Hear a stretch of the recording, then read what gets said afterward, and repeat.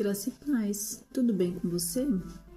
Bom, nós vamos dar sequência aqui no nosso estudo bíblico, na nossa leitura diária. Nós fizemos um estudo anteriormente sobre a queda de Lúcifer, né, para que nós possamos entender alguns acontecimentos e algumas coisas que na sequência vão aparecer aqui para a gente poder entender certinho a palavra do Senhor, né? E hoje nós vamos dar sequência no livro de Gênesis, capítulo 6, no versículo 1. Abra sua Bíblia aí comigo e vamos fazer a leitura da palavra, tá bom? Anteriormente nós vimos aí em Gênesis, né, a criação do universo, passamos pela formação do homem. Deus plantou um jardim no Éden e mesmo com todas aquelas maravilhas, Deus viu que o homem estava só. E o plano de Deus nunca foi a solidão, né? A solidão não era o estado ideal que Deus preparou para o homem. Então ele faz, da costela de Adão, ele faz a mulher, né? No capítulo 3 de Gênesis, nós vimos aí a queda do homem e da mulher. A mulher foi tentada pela serpente, que o diabo, né, ele se disfarçou ali de serpente após a sua queda, né, como nós falamos no último vídeo, e ele seduz ali ela para que ela desobedecesse a ordem de Deus. A ordem de Deus era não comer do fruto da árvore do bem e do mal. Eles poderiam comer de tudo que tinha naquele lugar, menos esse fruto. E aí o diabo, como figura astuta, vem e manipula aquela ordem de Deus, e Eva acaba comendo, né? E aí eles caem, são expulsos, né, do jardim. E o jardim aqui, ele como uma coisa, um espaço, né, eu vou falar assim, um espaço espiritual. Deus planta o jardim no Éden. O Éden era um lugar, né, uma região, e Deus planta esse jardim ali. A partir do momento que o homem e a mulher são expulsos daquele lugar, Deus toma aquele jardim de novo. A gente vai ver a confirmação lá em Apocalipse. Deus toma aquele lugar de volta e nós veremos esse lugar lá no final. Deixa eu ver se eu acho o texto aqui rapidinho, só para não falar para vocês sem abrir a palavra, né? E confirmar aquilo que eu quero falar, né? Então, lá em Apocalipse 22, vai falar sobre a Nova Jerusalém. E aí no 22, capítulo 1, vai falar assim: E o anjo me mostrou o rio da água da vida, brilhante como cristal, que sai do trono de Deus e do Cordeiro. No meio da praça da cidade, e de um lado e de outro do rio, está a árvore da vida, que produz 12 frutos, dando o seu fruto de mês em mês, e as folhas da árvore são para a cura dos povos. Então aqui vai falar sobre a árvore da vida, que está lá no trono de Deus, próxima à cidade do trono de Deus. Então quando Jesus voltar, que nós vamos ver mais para frente sobre isso, né? Bem mais pra frente, né? E aí nós vamos ver novamente esse jardim. Então esse jardim hoje se encontra no céu. Deus recolhe, porque ele criou aquele espaço de intimidade com Adão e Eva, né? Ele fez aquele espaço para que eles tivessem aquela intimidade. Então Deus recolhe esse lugar espiritual que ele tinha preparado para o homem e tira ele daqui da terra. Cientificamente, geograficamente falando, eu estudei bastante aqui, né, sobre isso, e não se encontra o lugar onde seria isso. Por quê? Porque depois que acontece isso tudo, vem o dilúvio, que é o que a gente vai ver agora para frente.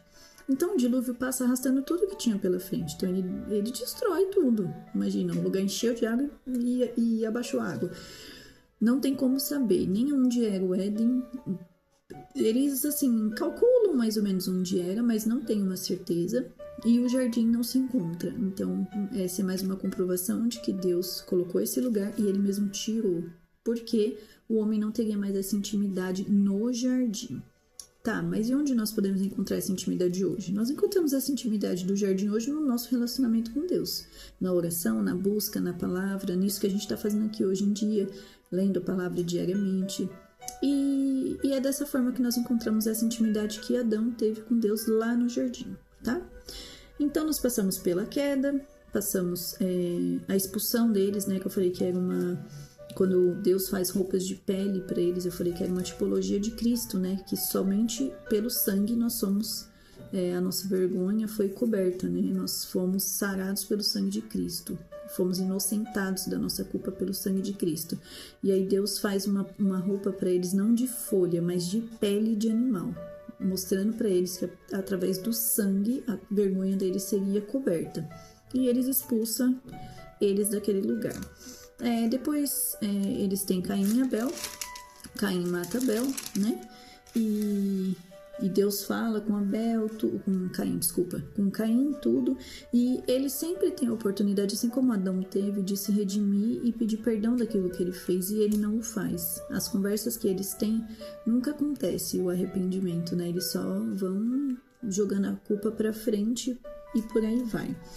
E aí depois nós vimos ali os descendentes de Caim e os descendentes de Sete, que vem aí como uma linhagem de Adão, né?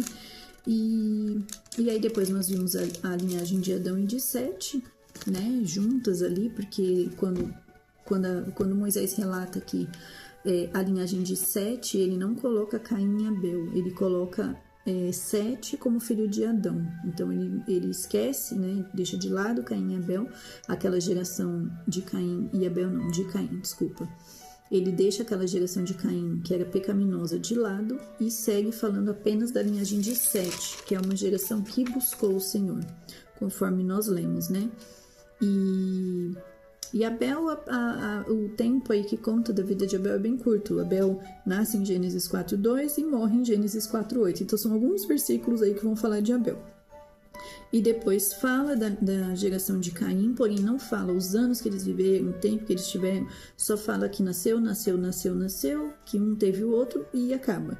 Começa em Caim e termina em Lameque, aquele que escolheu para si 2 esposas. Então começa a poligamia aí na Bíblia, né? Foi o primeiro homem assim, a cometer esse erro, né? Que na época, né, não se admitia isso. E futuramente nós vamos ver algumas pessoas que tiveram mais de uma esposa ou mais de concubina, né, que a Bíblia fala, mas naquela época não podia, não era permitido isso. E aí nós vemos na linhagem de Sete, homens que buscaram a Deus, homens que tiveram um conserto com Deus. Temos Enoque nessa linhagem aí, que foi um homem que a Bíblia fala que andou com Deus e que foi tomado para si. Ele não passou pela morte física, né? Ele teve esse encontro com Deus mesmo. E no final da genealogia aí de Adão, nós vemos Noé, né? Que gerou Sem, Cã e Jafé. Teve 3 filhos. E aí no capítulo 6 nós vamos começar a ler aí a corrupção do gênero humano. Então vamos lá, no versículo 1. Quando as pessoas começaram a se multiplicar sobre a face da terra e tiveram filhas, os filhos de Deus viram que as filhas dos homens eram bonitas e tomaram para si mulheres, aquelas que entre todas mais lhe agradaram. Essa frase dá a entender que além de ter aí essa diferenciação de filhas dos homens e filhos de Deus, além de ter essa diferença aí que fica um pouco complicada da gente entender, ainda dá a entender que eles tomaram quantas mulheres eles quiseram. Tomaram para si mulheres, aquelas que entre todas mais lhe agradaram. Então tá aí no plural, dá-se a entender que eles agiram também na questão da poligamia, que eles pegaram mais de uma mulher para si. Dá a entender isso. Versículo 3. Então o Senhor disse: o meu espírito não agirá para sempre no ser humano, pois este é carnal e os seus dias serão 120 anos. Então Deus já tinha reduzido aí o tempo de vida e agora ele determina que ele vai viver só 120 anos por conta do pecado. O pecado sempre vai diminuir o nosso tempo com Deus, né? Se a gente pensar dessa forma, assim, é isso, né? E lá no começo, como eu disse, né? Eles precisavam viver muitos anos para que eles pudessem ter filhos mesmo, né? Porque Deus deu a ordem deles multiplicarem, né? Então eles precisavam viver aquele tanto de anos mesmo para que eles pudessem encher a terra, é bem dizer isso, né? E depois, com o passar do tempo, vem doenças, vem outras coisas que não existiam, o mundo vai mudando e tal, e eles passam a morrer mais cedo também por causa da desobediência. Versículo 4. Naquele tempo haviam gigantes na terra. E também depois, quando os filhos de Deus possuíram as filhas dos homens, as quais lhe deram os filhos. Então, quando esses filhos de Deus se juntam às filhas dos homens, eles vão ter filhos que se tornariam gigantes. Esses gigantes podem ser tanto em tamanho como homens valentes, que está escrito aqui, ó, esses foram valentes, homens de renome na antiguidade. Então, é como se eles fossem homens de guerra, homens valentes. Então, além de gigantes de tamanho, também homens de guerra.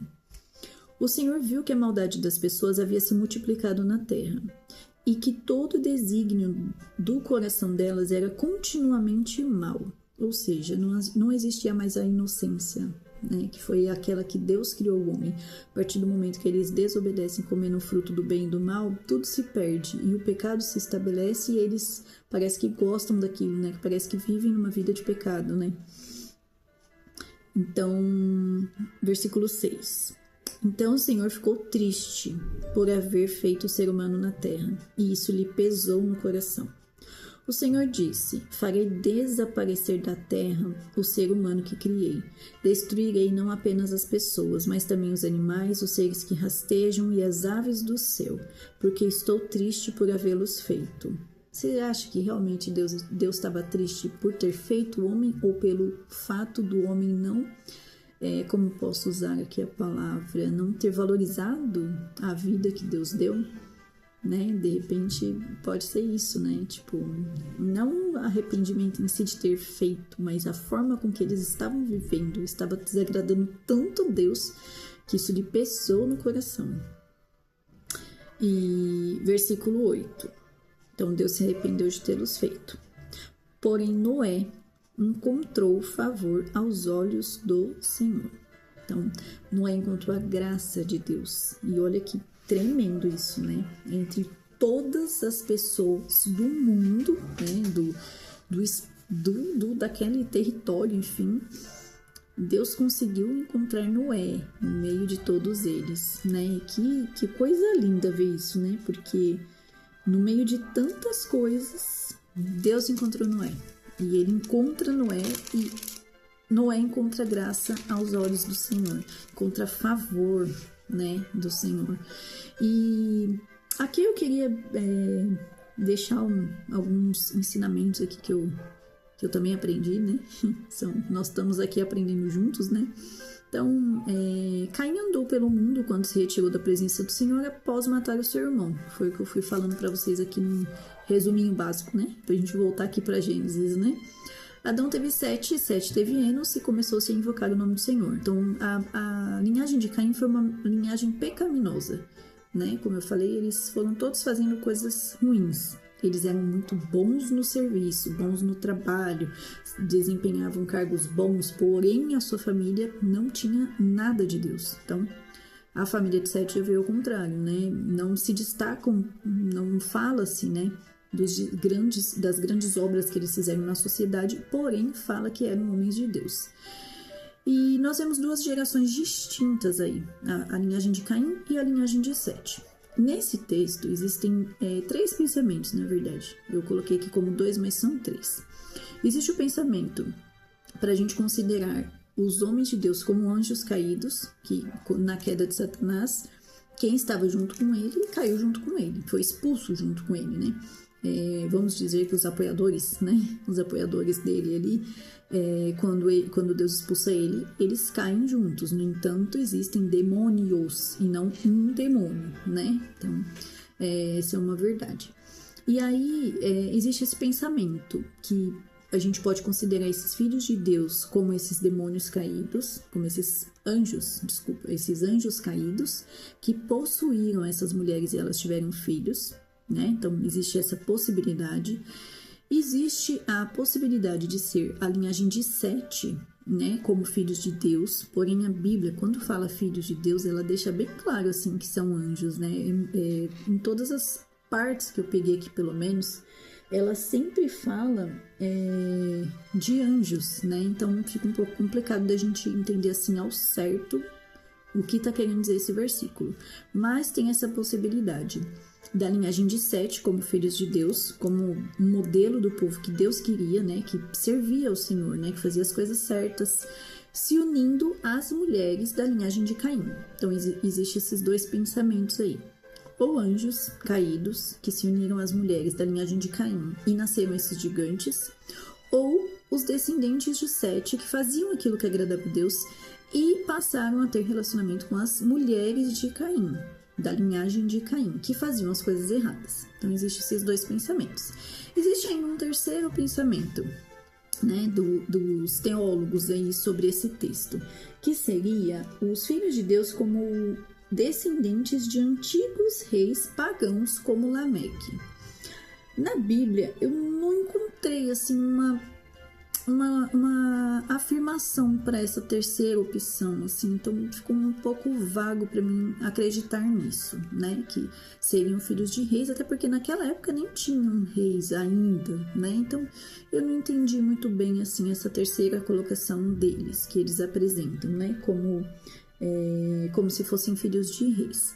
O que eu entendo dessa palavra? Vou deixar o meu parecer, tá? E aí, se você não concordar comigo, não tem problema. Estamos aqui para aprender juntos, mas não significa que eu sei tudo, porque eu não sei. E eu não sei mesmo, tá? Nós estamos aqui aprendendo juntos. O que eu acredito é assim. Deus deixa esse texto aqui. Esse texto fica um pouco complicado da gente ter certeza se eram filhos de Deus, linhagem de Sete, ou filhos de Deus, anjos caídos. Isso é fato. O que eu acredito? Acredito que quando Moisés escreve esse texto, o foco dele não era deixar aqui claro se eram filhos de Deus ou se não eram, se eram anjos ou se não eram. O foco aqui não era esse, era a desobediência, que é a que vem desde lá do começo. Então, o que eu quero me apegar nesse texto, o que eu vou levar para minha vida com esse texto, né? É isso, é a desobediência. Aqui ele retrata que Deus se arrepende de fazer o homem por conta da desobediência. O homem estava tão corrompido, estava fazendo coisas tão erradas, independente de quem seja, se for anjos caídos. Se for anjos caídos que iludiram aqueles homens a fazer o que era errado, se forem demônios, né, digamos assim, espíritos malignos que se apossaram da mente dos filhos de Sete para que eles fizessem isso, né? Enfim, temos vários pensamentos aqui que a gente pode, né, imaginar. Eram homens de Deus e como que foram se relacionar com as mulheres de Caim? Não faz sentido. Porém, se você pensar espiritualmente, faz todo sentido. Em algum momento ele não vigiou, assim como Eva, foi induzido e acabou caindo, né? E aí, como eu disse, tem assim a abertura desse versículo 2 que parece que eles estão agindo na poligamia, pegando mais de uma mulher. Então isso desagradaria ainda mais o Senhor, porque naquela época não era permitido, né? E então é uma sequência de coisas erradas, né? Então assim, o que eu quero me apegar é a desobediência, né? O agradar a Deus. Até que ponto vale a pena eu desagradar a Deus para fazer o que todo mundo está fazendo, né? E ele fica tão triste que ele quer fazer desaparecer o ser humano que ele mesmo criou. Olha o nível de tristeza mesmo, né? Vamos dizer assim, né? Vamos colocar assim, de desapontamento, né? Como se fosse um filho mesmo, né? A gente tem o nosso filho e quando ele faz alguma coisa ali que pega pesado, a gente fica triste mesmo, né? Tristeza mesmo. E, como eu disse, independente do que aconteceu em si, a desobediência mais uma vez teve um resultado não muito bom. Os filhos que nasceram se tornaram gigantes e Deus resolve exterminar todos pela sua desobediência. Apenas Noé encontrou favor aos olhos do Senhor. Somente Noé encontrou a graça de Deus. Por quê? Porque ele era um homem justo, né? Em algum lugar que a gente passou por aqui, eu não estou achando agora, mas depois eu encontro aqui e falo com vocês. Fala sobre Noé, que Noé era justo. Na verdade, não é passado, é para frente, por isso que eu não tô achando. Tá no versículo 9.